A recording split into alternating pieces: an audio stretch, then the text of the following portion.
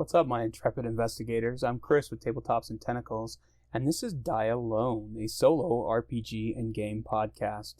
In this episode, I'll be talking about Detective City of Angels from Ryder Games, but first a few news and updates from the Tabletops and Tentacles headquarters, hidden deep in Idaho's underground sea.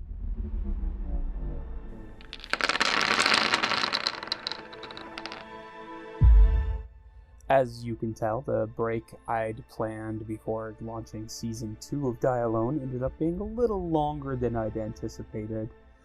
Between holidays and new puppies and illnesses in the family and a few other unexpected distractions, things just got hard to not just sit down and record, but also hard to find time to sit down and play solo games. A big part of that is that I was focused on some deadlines for finishing up 3-6, which is finally done. We are just waiting on the printing stages of things now. I've gotten the deluxe core book in and approved the print proof on it, and I'm just waiting on the solo adventure books to get here so that I can approve those. The digital versions of all of those should be going live on Drive-Thru RPG sometime in the next few days, and I'll be sure to make a link in the show notes here if you want to check it out or pick up a copy of it. I'm really proud of it. I think it turned out really good, and the two solo adventures are pretty radically different, and I'm really excited about that. One of them's more of a race against time to rescue some eggs. There's a lot of combat. There's some unusual choices you can make that'll end up in you dying horribly. And then the Lost City is more of a exploration type of one where you're uncovering a few secrets and trying to find out what happened to an abandoned city of Rhone in the Shimmer. So I'm pretty excited about those. I can't wait to finally get them out to people. It is taken me almost 6 months longer than I expected my worst case scenario to be for those, and I think that I learned a lot from that Kickstarter. I learned the importance of not over-promising on stretch goals just because you're excited about something. Doing a Kickstarter takes a lot of work ahead of time. It takes a lot of work running it, and the more you have done ahead of time, the better the entire experience is going to be for you. I loved doing 3-6, but one of the most important things I learned is that I need to know exactly what I'm promising and what I can deliver before I ever hit launch on that button. I definitely got caught up in the excitement of the funding and promised some stretch goals that hadn't even been done anything but thought process in my head. Finishing those up after the fact is very daunting when you've promised something that you haven't done yet. So my biggest recommendation as far as doing especially RPG content on Kickstarter is to have as much of it written ahead of time as humanly possible. I'm actually working with my buddy Craig and a group of my other friends with a new company called Squid Ink Games. And one of the things that they're doing is taking games that my wife and I had started designing before she had her medical event that left her with brain damage and vision problems. And they are taking some of those designs and modifying them, converting them to a model that is playable from a gamebook standpoint. They're kind of saying, hey, you've got all these miniatures and pieces already from your other games. Here's a different way of utilizing and playing with them. And a lot of it is definitely inspired from my recent discovery and love of solo RPGs. The one that they just got done kickstarting, Escape Sequence Xeno, is very Aliens inspired, but you make a map using a playing card deck, and as you're playing the game, you're moving around this station, trying not to get killed by an alien, and activating escape pod codes, and a handful of other fun little objectives. and I think it turned out really great. I did most of the artwork for it, and it looks fantastic. I'm really excited about it getting finished up. One of the things that we specifically set down as a goal with Escape Sequence was to have the bulk of it completed before we ever hit launch on Kickstarter, and I think that made a huge difference with that project. There weren't any stretch goals that weren't already in progress or already planned. There wasn't anything that's delaying us unnecessarily towards the end here, and it's gone smoothly enough that I'm already talking to them about doing a few of my other designs that frankly I don't have time to do as a full game like I'd hoped to, and so converting them into these little game book style ones is a really cool idea, and I'm really interested to see where this goes. I think Squid Ink is a cool model, and it's sort of this hybrid between game books, role-playing games, and board games that I think if they can do it right, it could be something really interesting.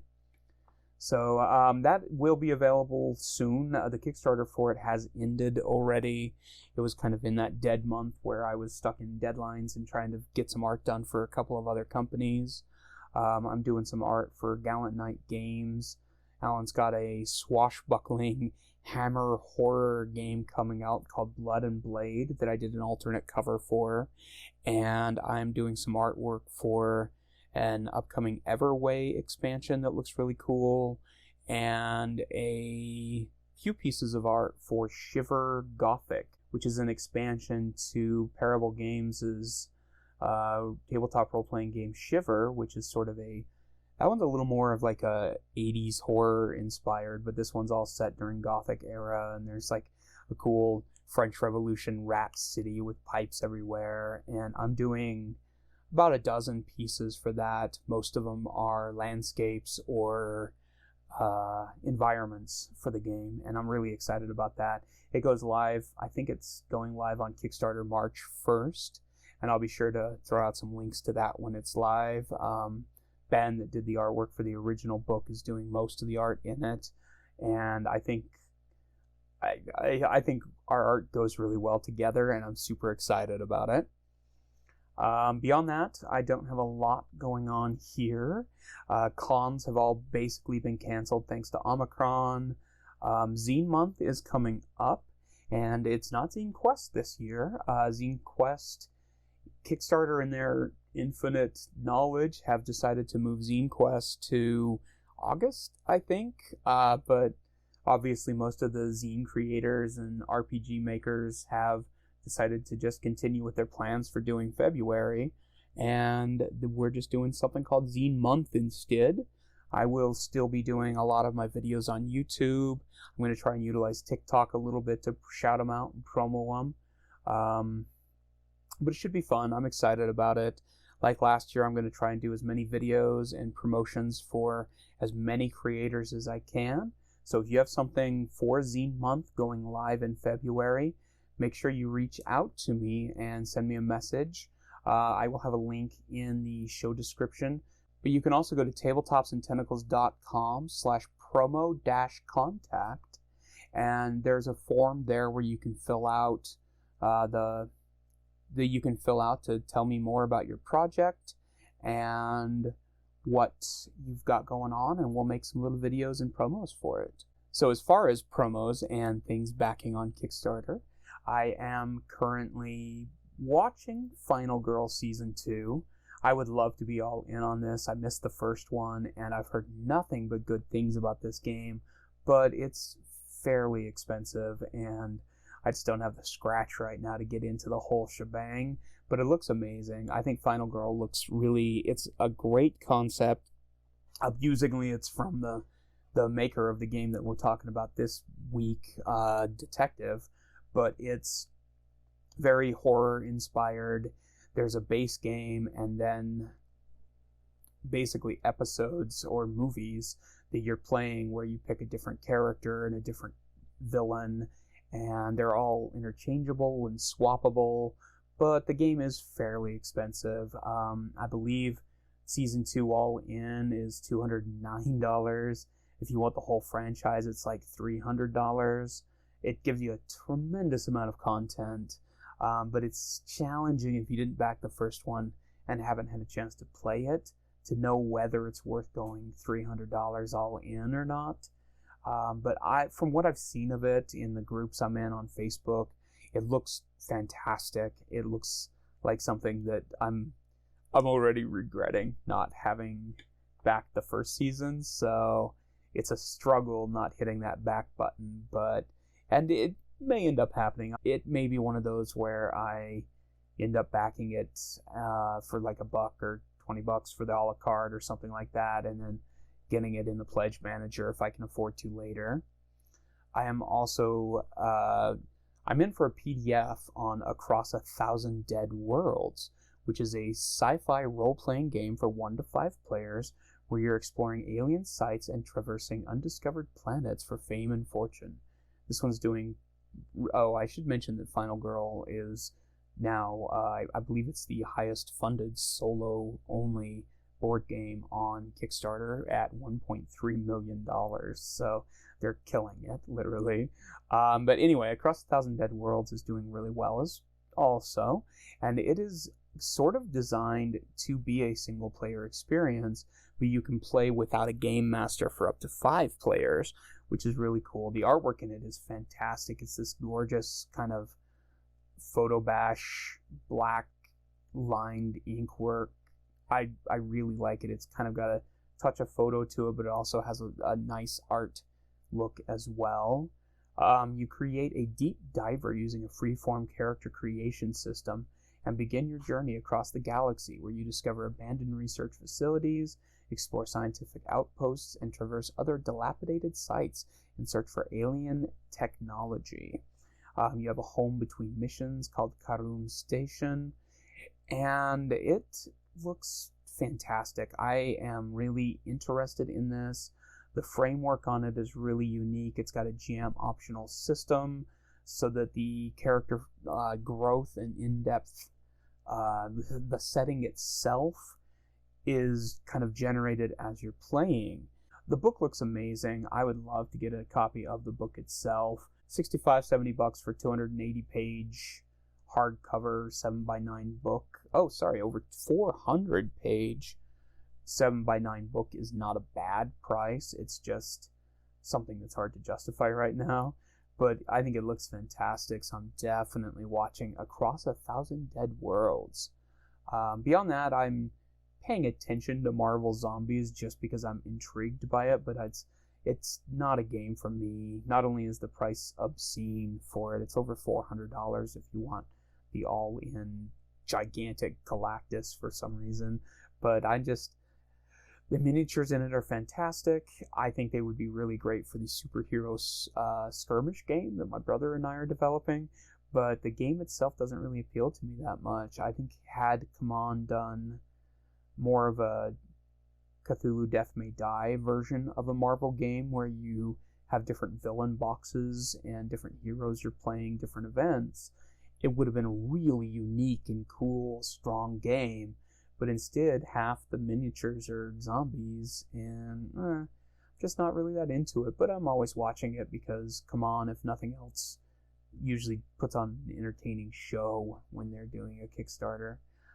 Beyond that, I'm not really backing anything else. It's been sort of a slow month on Kickstarter, but I'm also, with cons canceling and everything, we're pretty tight on money right now, so I'm trying to stay away from Kickstarter to an extent, despite having talked for like 15 minutes about Kickstarter now. Beyond that, you may also hear disgruntled Muppet noises coming from my speaker while I'm recording for the next few months here.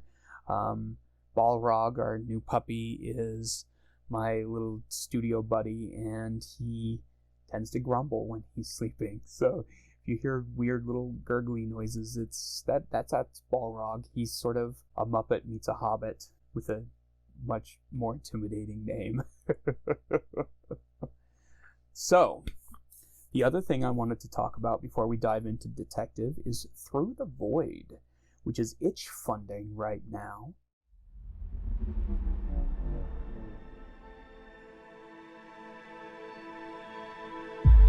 After the Solar Wars, almost nothing was left. Empires demolished, cultures destroyed, the Legion scattered across the void as a shadow of its former self. All that remains is the 3TRN5 station Eternus.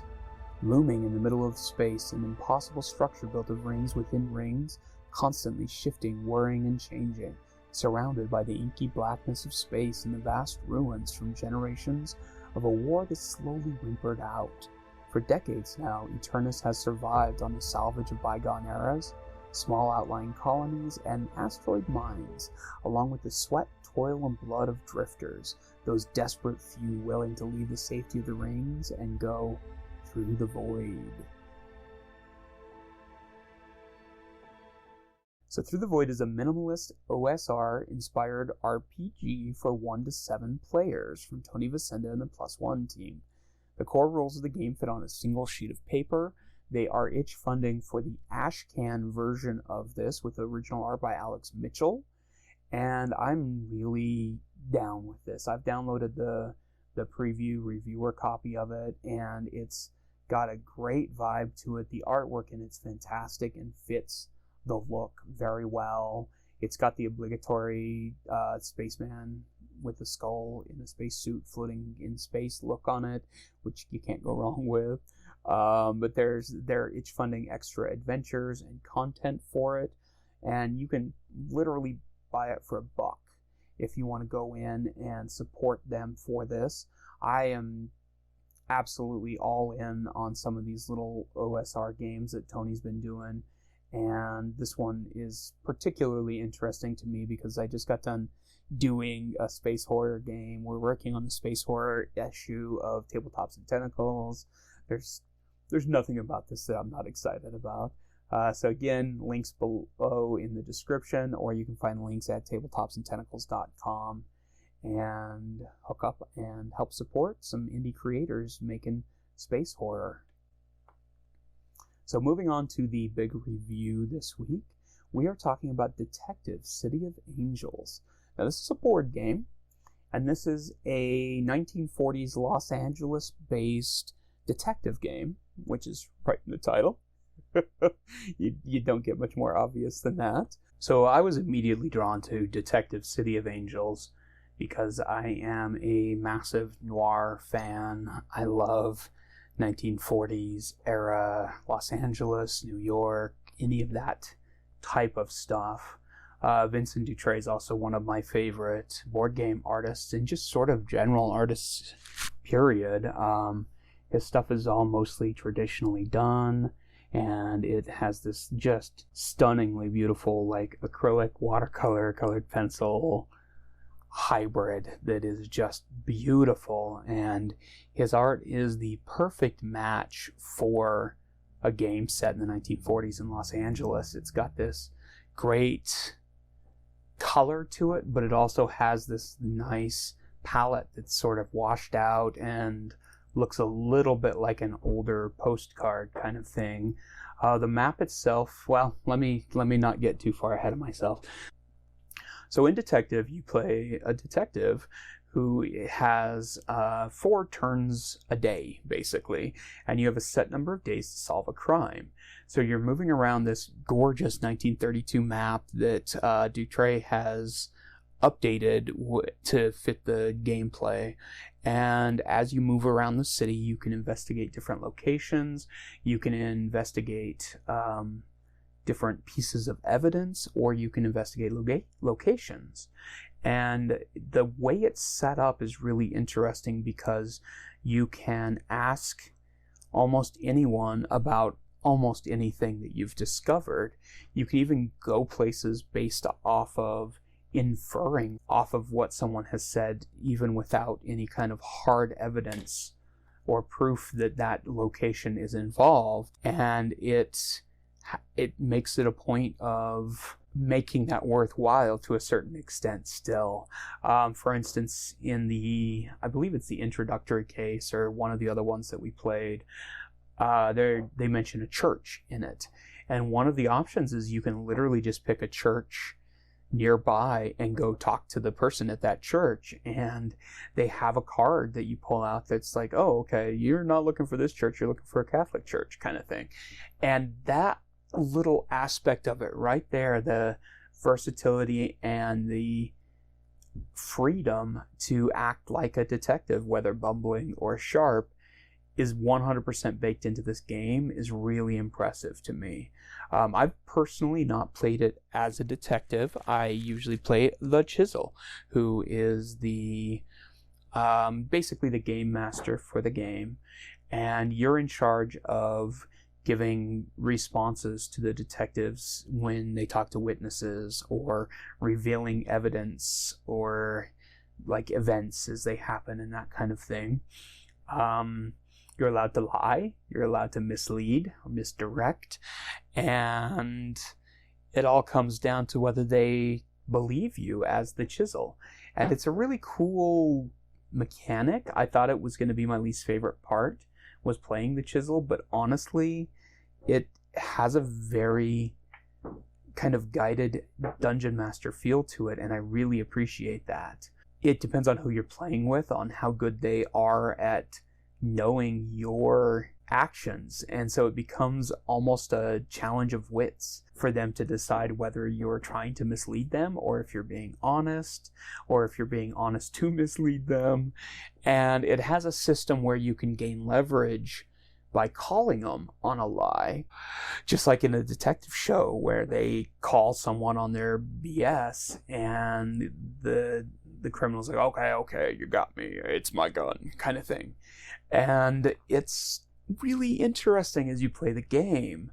However, there are two different modes in this, and the system of responding as the witnesses for the Chisel involves you taking their responses on cards, and you've got like a truthful response, a maybe somewhat misleading response, or an outright lie that you can twist and put in a little sleeve that just reveals the one answer, and then you hand it to the detective that's interviewing them. They read it and they look at it and decide whether they're going to call you on it or believe you. In my opinion, that's where the game sort of falls down in the main mode, because it's interesting. Because you're a detective that's traveling around the city solo, and the other detectives are playing against you, you're keeping evidence from them so that they don't know everything that you know. And if you discover something first, you have a certain number of days before you have to log it into evidence before they know what you know. And one of the problems with that is that it involves, as the Chisel, you taking a card, reading the options, sliding it into an envelope, and handing it to someone who reads it and hands it back to you. It's not super enjoyably thematic from that point of view because of this. You aren't really talking or interacting with them, you're just handing them cards. I love the rest of that because you can hire snitches to eavesdrop, or you can pay people to rough people up and get some extra scratch so that you can bribe people. And it just has some really cool effects and mechanics as far as that's concerned. But the game itself, when playing competitive, it's a little quiet for me. There's not as much conversation as I'm used to when I'm playing a game, and I feel like it suffers as a result. It's not a bad game by any stretch of the imagination with that mode. I really enjoy it, and everyone that played the detectives enjoyed it. It just wasn't as theatrical as it could have been. Which is what this co-op mode is definitely strongest with. When you're playing detectives together, or when you're playing the Chisel and one detective in a two-player mode, the Chisel gets to be an actor. Instead of handing them the card, you can read their response aloud and lie to them and act as the witnesses. And that makes the role of the Chisel much more enjoyable. And I found that it added a little bit more of a playful atmosphere to the cases as well. It's not as balanced when you're playing co-op as it is with the competitive mode. It's definitely clearly been designed for competitive mode, but the co-op mode is a lot of fun. I think it's probably my preferred way to play, especially if you're playing the Chisel. As the Chisel in the standard mode, it's a little boring, and one of the things I did with this game is I bought it to play solo so that I could be the Chisel for my friends when we do game night. And that's where solo play comes into this. Essentially, solo play is you exploring the case before you play the case with other people. They have a solo mode in this that's sort of a choose-your-own-adventure gamebook style play, where you play the detective and you make choices, and depending on whether you call them on their responses, you go to a different page or a different location. There are different things that happen depending on what locations you explore or what piece of evidence you ask them about. It's fun. It's not the funnest way to play. However, as someone who is very focused on solo play, but also has a fairly regular game group that gets together too, and by game group, I mean it's usually my brother and sometimes one of our wives, but still, it's a group. Being able to sit down and play one of the cases in Detective solo, and then play the Chisel with a full knowledge of the case and having experienced it from the detective endpoint, is beautiful. This is sort of a perfect game for me. I'm into the theme, I'm into the artwork, I love solo play, I love detective stuff, and I like playing co-op games that have a nice theme to them. And this sort of hits all of those bells and whistles for me. The solo play is a little anemic just because you are basically doing a choose-your-own-adventure book with a really pretty board laid out in front of you. But from a choose-your-own-adventure book standpoint, it's fantastic. The stories are great, the mysteries are very thematic, but it's like a $200 choose-your-own-adventure book if you want to get it and the expansions and everything else. Van Ryder sent me the base game as well as a few of the expansions on it, and the expansions are really interesting because each of them are cases, and each case has its own little box with a couple of cards, some responses, and then as you're playing the game, you add the witnesses that you've encountered during the case into that box so that you have all of those ready to rock and roll on the next one without spoilers or anything else. There are 3 different ratings of difficulty. You can play the sleuth or the gumshoe or the hardcore mode, and each of those vary in terms of number of witnesses or complexity of the case, or even just how easy it is to figure out who done it or catch them. And I've only played a few of them so far. Each of them is pretty involved. The tutorial one, if that's all you've played when you get it, don't let that dissuade you. It is a very simple game compared to most of the others. It is 100% a walkthrough on reminding you, okay, don't forget to search don't forget to search the suspects, don't forget to search the location, don't forget to ask this person about a different person, kind of thing. It walks you through it in a way that if you're just playing the game, you're like, this game's a little simplistic. But then you realize that it's actually a really well-made tutorial mode that works very nicely. And when you move on to your other cases, things change up quite a bit.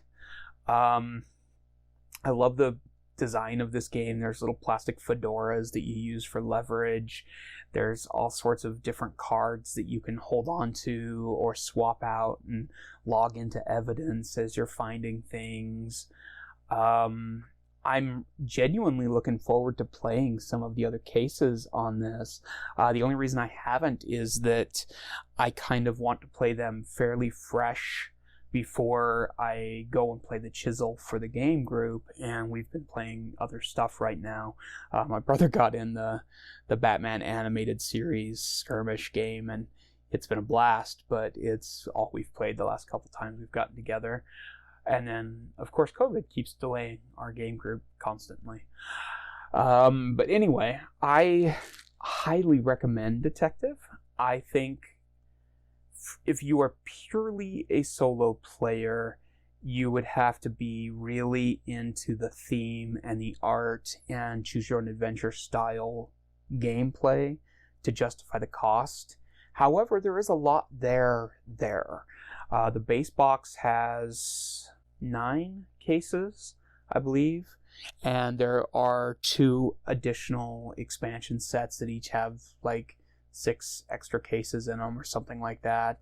If you are a big fan of Detective and Vincent's artwork, there is an art book that's really nice. He did a chisel screen that's fantastic. It's so good. It's this gorgeous shot of a swimming pool with a corpse looking out over the valley in Los Angeles. It's fantastic looking. I absolutely adore the chisel screen, actually. And the cases are a really nice variety of very classic detective stories, but not so classic that you immediately know who you're talking to. I highly recommend Detective City of Angels. I think it's a fantastic looking game, particularly if you have a group that you can play with after you've played the Chisel. It seems like the Chisel wouldn't be the funnest role, but especially if you're playing co-op and you are really focused on enjoying the case as a solo player and as the bad guy, the Chisel, there's a lot of enjoyment to be found in this game. I liked it a lot more than I expected to, despite the fact that I was predisposed to like it.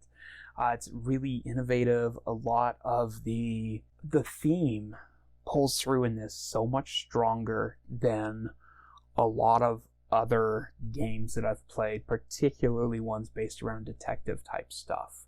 A lot of these other games I've played that are detective themed, where there's apps that you scan to bring things up, or there's something about the system with this that keeps it gritty and hard-boiled, but also a little goofy, which is the right tone for something that's noir themed. It's great. I really enjoyed my time playing Detective, and it's one of those where I left it at my brother's house because he wants to play the Chisel next time, and I want to go over and steal it back from him. So I think that's a good sign.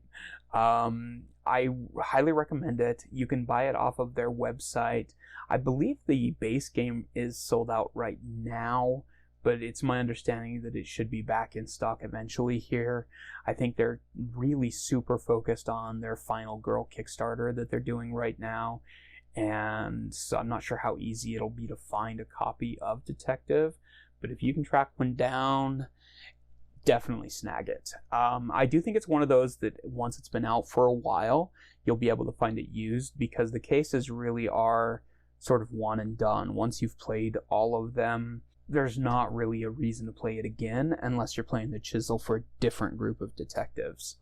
However, I will probably hold on to my copy until they prize it from my cold dead hands, because I love the art and design and just the look of this game so much. So that is Detective City of Angels. I'll leave links to their website and a few other places on there. I'm not sure how easy it will be to find them. One other nice little note, they actually have audio files for most of the cases where you can actually listen to the briefing from your chief. And it's all fully voice acted. They're really nice, but we didn't really have a system set up to listen to it. But especially if you're playing solo, the way I'd love to, I listened to the audio case file intro. I have a Spotify playlist that's all thematic music that we played during the entire game, and it really drives home the feel of this game in a really, really clever, nice fashion. It's one of the things that I love the most about Van Ryder and their game designs is that they put a lot of thought into the theme, and that's something I I'm always very obsessed with as well. Like the Final Girls, one of the collection box things is, it looks like a VHS player, and that's what you store the little boxes in. And I just think it's a very clever touch that they didn't have to do, but they do. And that's the same thing with this. Like, it's got a badge and a cup of coffee and some newspaper clippings that don't directly associate themselves with the case you're doing, but add thematically to the case, that if you do want to drill down and look at every little detail on every card, there's little Easter eggs. There are callbacks to other noir movies and neo-noir stuff, and there's some really nice, like, the depth of love for the genre that they pulled into is fantastic. They also have a setup so you can design your own cases. You can also download additional investigation sheets so you can make notes as you're exploring and stuff. It's great. I really, really dig Detective. I'm so happy to have it in my library, and I think even if you're just into like the role-playing game stuff, this has some of that vibe to it. They've kept the mechanics streamlined enough that each day you're doing 4 things, and you have to balance those 4 things pretty carefully, but there aren't so many mechanics that the board game aspect of it becomes too board gamey either. It's really more about the story, the detecting, and the world that it exists in. And I think that that's that bridging gap between mechanics of a board game and story of a role-playing game that they really do an excellent job with. As always, thank you so much for listening. Next week, I will be talking about Marching Orders, which is a solo RPG game that I'm really enjoying. Sneak preview. It's got a lot of aspects of it to... It has a lot in common with 3 Dice 6 in terms of attitude and personality, and a little bit of tongue-in-cheek aspect to the old school role-playing game thing. So I'm really excited about talking about Marching Orders next week.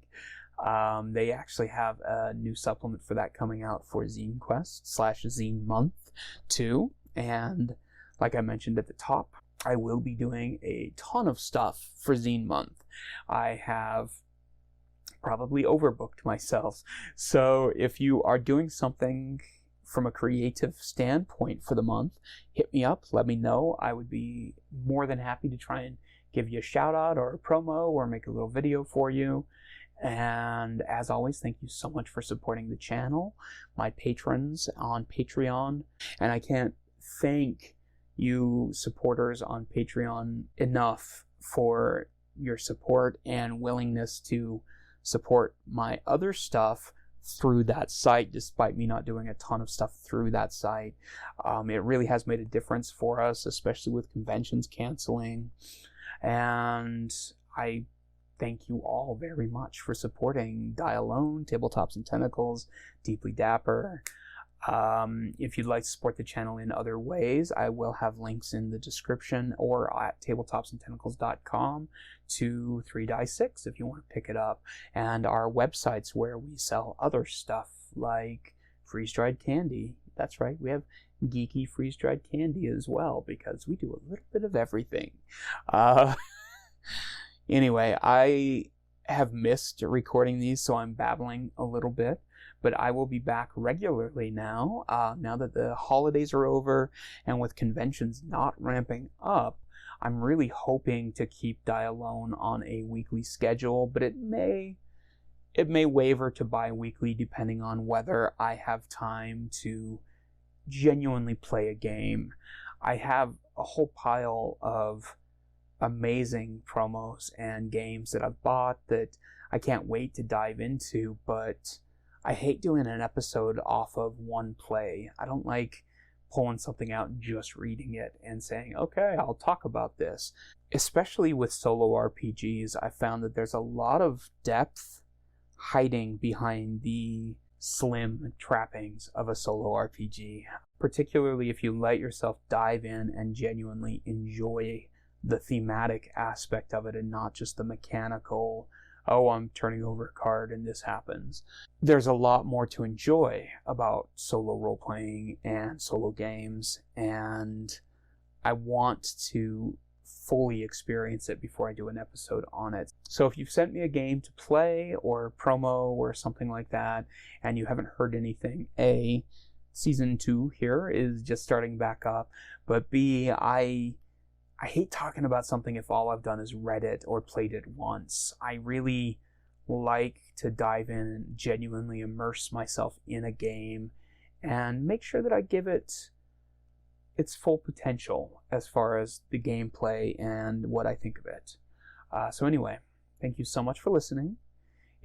As always, if you would like to get a hold of me, you can go to my contact page on tabletopsandtentacles.com. There are links there to send me messages. You can find links to our merchandise, to our Patreon, and everything else that we do. Thanks so much for listening. May you live in interesting times. And remember, we all die alone.